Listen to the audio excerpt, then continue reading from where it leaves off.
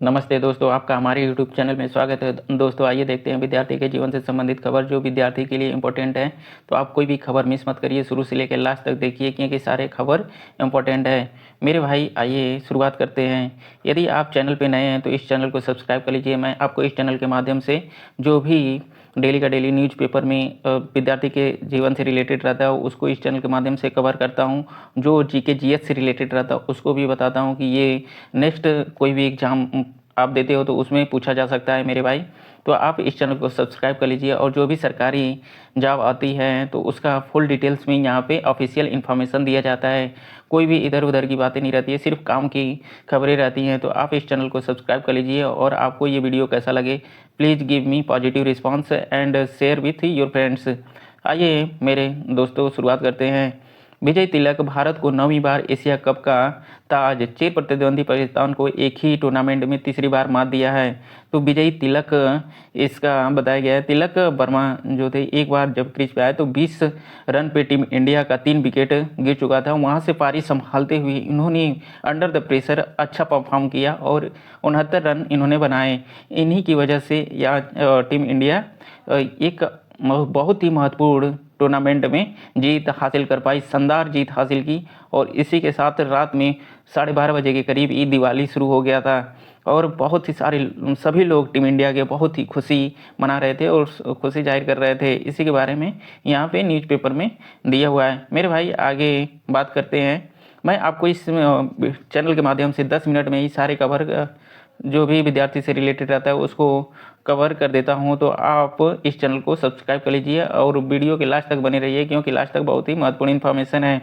मेरे भाई राज्यपाल की मंजूरी से पहले ही जारी हो गया नियुक्ति आदेश। तो इसमें एक्सरे टेक्नीशियन की भर्ती में धांधली में मनमानी हुआ है, धांधली हुई है और इसमें मनमानी हुआ है। इसके बारे में यहाँ पे इन्फॉर्मेशन दिया हुआ है। एक्सरे टेक्नीशियन और लैब टेक्नीशियन की भर्ती में हर स्तर पर विभागीय अधिकारियों ने मनमानी की है।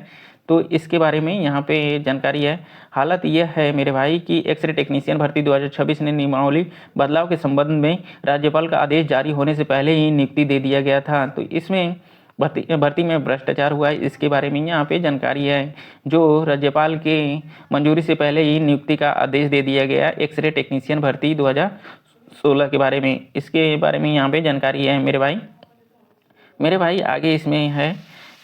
प्रदेश में 2013 में एक्सरे टेक्नीशियन की भर्ती के लिए 287 पदों पर आवेदन मांगे गए। 287 पद पे भर्ती ये आई थी। इस भर्ती में कई तरह के गंभीर आरोप लगे, जांच में आरोप भी सही पाए गए और शासन की ओर से 21 जून 2014 को इस भर्ती प्रक्रिया को निरस्त कर दिया गया और 2015 में अधीनस्थ सेवा चयन आयोग का गठन हुआ और फिर 403 पदों पर आवेदन मांगे गए। तो इसमें जो भी नियमावली बना था मेरे भाई, इसमें नियमावली राज्यपाल के यहाँ से मंजूरी होने से पहले ही नियुक्ति का आदेश जारी कर दिया गया था। इसके बारे में यहाँ पे जानकारी है। इसमें आगे बता रहा है नियमों के बदलाव के लिए राज्यपाल को प्रस्ताव भेजा गया और बीच में मई 2016 में 20 अंकों के आधार पर साक्षात्कार करा लिया गया और 17 मई 2016 को परिणाम जारी कर दिया गया। इतना ही नहीं, 25 मई को नियुक्ति पत्र जारी कर दिया गया और जबकि 10 जून 2016 को तत्कालीन शासन के विशेष सचिव अशोक कुमार श्रीवास्तव ने जारी किया कि समूह के पदों के लिए सीधी भर्ती नियमावली 2015 के नियम 8 के तहत साक्षात्कार के अधिकतम 20 अंक ही निर्धारित करने के लिए राज्यपाल मंजूरी दी है। तो जब तक ये आदेश जारी होता उससे पहले ज़्यादातर लोगों ने कार्यभार ग्रहण कर लिया और मालूम हो कि इसी 2016 की भर्ती में एक चयनित के नाम से 5 से 6 लोगों से ने अलग अलग जिलों में कार्यभार ग्रहण किया था। तो मतलब एक ही नाम पे 5-6 जगह पे वो अपना नियुक्ति ले लिया था। इसके बारे में यहाँ पे जानकारी निकल के आ रही है मेरे भाई, जिसमें 6 लोगों के खिलाफ रिपोर्ट दर्ज कराई गई और अन्य के खिलाफ जांच चल रही है। तो इसके बारे में यहाँ पे जानकारी है कि एक्सरे टेक्नीशियन में जो भी नियुक्ति हुआ वो धांधली और भ्रष्टाचार के भेंट चढ़ गया। इसके बारे में यहाँ पे दिया हुआ है मेरे भाई। आप ऐसे ही न्यूज पेपर का विद्यार्थी से जीवन से रिलेटेड खबर जानना चाहते हैं तो इस चैनल को सब्सक्राइब कर लीजिए और अपने दोस्तों के साथ शेयर करिए मेरे भाई आगे इसमें खबर है। शिक्षकों की फर्जी नियुक्ति में उप सचिव 3 DIOS समेत 48 लोगों पर केस हो गया है। तो 48 लोगों पर क्योंकि शिक्षकों की फर्जी नियुक्ति हुई है मेरे भाई वर्ष 2013 में विज्ञापन के माध्यम से की गई स्नातक शिक्षकों की भर्ती, तो ये शिक्षकों की नियुक्ति में भी ये फर्जी वाड़े का यहाँ पे इंफॉर्मेशन दिया हुआ है मेरे भाई। बिना उत्तीर्ण हुए ही किया गया चयन, तो ये जो एग्ज़ाम था बिना उत्तीर्ण के ही इसमें चयन कर लिया गया, इसके बारे में यहाँ पे जानकारी है मेरे भाई। इसमें आगे बता रहा है मेरे भाई, संभल बलरामपुर मुजफ्फरनगर के एडेड कॉलेज में फर्जी पैनल से नियुक्ति करने के मामले में विजिलेंस ने माध्यमिक शिक्षा सेवा चयन बोर्ड के प्रयागराज के सचिव, उप सचिव समेत 3 जिला विद्यालय निरीक्षक, DIOS समेत 10 प्रधानाचार्य, 8 प्रबंधक, मुजफ्फरनगर के तत्कालीन गन्ना अधिकारी समेत 48 लोगों के खिलाफ मुकदमा दर्ज किया है। तो यहाँ पे 48 लोगों के खिलाफ मुकदमा दर्ज हुआ है मेरे भाई। इसमें आगे है कि आरोप है कि फर्जी तरीके से पैनल बनाकर अभ्यर्थियों को अलग अलग कॉलेज में नियुक्ति सहायक अध्यापक पर दी गई। तो इसमें अलग अलग तरीके से पैनल बना के अलग अलग अभ्यर्थियों को नियुक्ति दिया गया है, इसके बारे में यहाँ पे जानकारी है। इसमें शिक्षकों की फर्जी नियुक्ति के मामले में 48 लोगों के ऊपर केस किया गया है मेरे भाई।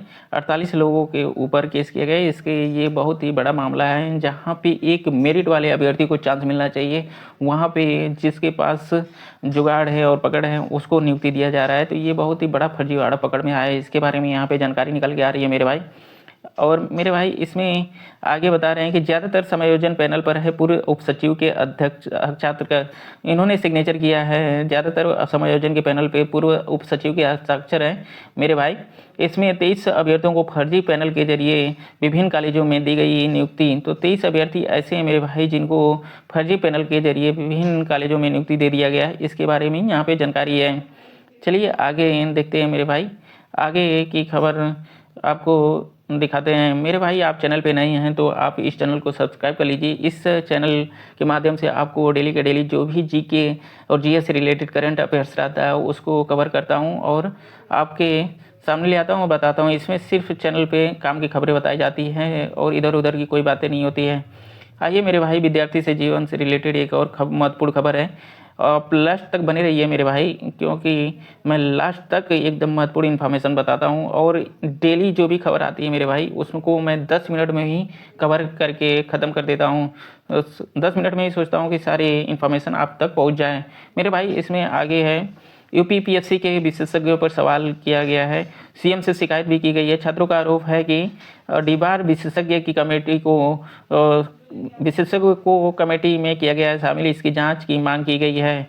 तो इसमें जो डीबार विशेषज्ञ हैं उनको कमेटी में ले लिया गया है, उनको बाहर किया जाए, इससे जांच की मांग भी की जा रही है। ये प्रतियोगी छात्रों का मांग है। प्रतियोगी छात्रों ने उत्तर प्रदेश लोक सेवा आयोग UPPSC के विशेषज्ञ पर सवाल उठाते हुए CM योगी आदित्यनाथ जी को पत्र लिखकर भेजकर अपनी शिकायत दर्ज कराई। उन्होंने मामले की जांच कराने की मांग की है। तो प्रतियोगी छात्र ने मामले की जांच करने की मांग किया है कि जो डीबार विशेषज्ञ को कमेटी में शामिल कर लिया गया है उनको कमेटी से बाहर किया जाए, ये छात्रों की मांग है। तो उसके लिए मुख्यमंत्री जी को पत्र लिखा है। प्रतियोगी छात्र संघर्ष समिति के मीडिया प्रभारी प्रशांत पांडे ने पत्र के जरिए आरोप लगाया कि इलाहाबाद विश्वविद्यालय के भूगोल विभाग के एक शिक्षक को PCS 2024 का पेपर सेट करने के लिए विशेषज्ञ के तौर पर जिम्मेदारी सौंपी थी और बाद में आपत्तियों का निस्तारण भी इन्हीं से करा लिया गया था। इसके बारे में यहाँ पे जानकारी है मेरे भाई, इन्हीं से कराया गया। और आरोप है कि विशेषज्ञ ने अपने चयतों को फायदा पहुंचाने के लिए सही उत्तरों को गलत रखा और कारण आयोग ने विशेषज्ञों को डीबार कर दिया। लेकिन इस डीबार जो विशेषज्ञ हैं उनको कमेटी में ले लिया गया है, इन्हीं को अलग करने की मांग की जा रही है मेरे भाई।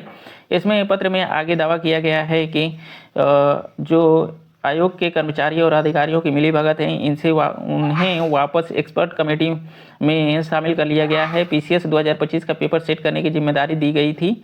दावा यह भी है कि संबंधित विशेषज्ञ ने RO की परीक्षा का पेपर भी सेट किया था। CM की इस प्रकरण की जांच कराने और दोषियों के विरुद्ध कार्रवाई करने की मांग की गई है। प्रशांत पांडे का कहना है कि विशेषज्ञ की नियुक्ति में मनमानी कर हजारों छात्रों के भविष्य के साथ खिलवाड़ किया गया है, तो आप इनको कमेटी से बाहर करिए। ये प्रतियोगी छात्रों का विशेष मांग है। मेरे भाई, आप ऐसे ही इन्फॉर्मेशन चाहते हैं जो ऑफिशियल रहे, सिर्फ काम की खबरें बताएं और 10 मिनट में आपकी खबर कंप्लीट कर दे, तो आप इस चैनल को सब्सक्राइब कर लीजिए और इस वीडियो को अपने दोस्तों के साथ शेयर करिए, लाइक करिए, कमेंट करिए। पूरा वीडियो देखने के लिए मेरे तहे दिल से बहुत बहुत धन्यवाद।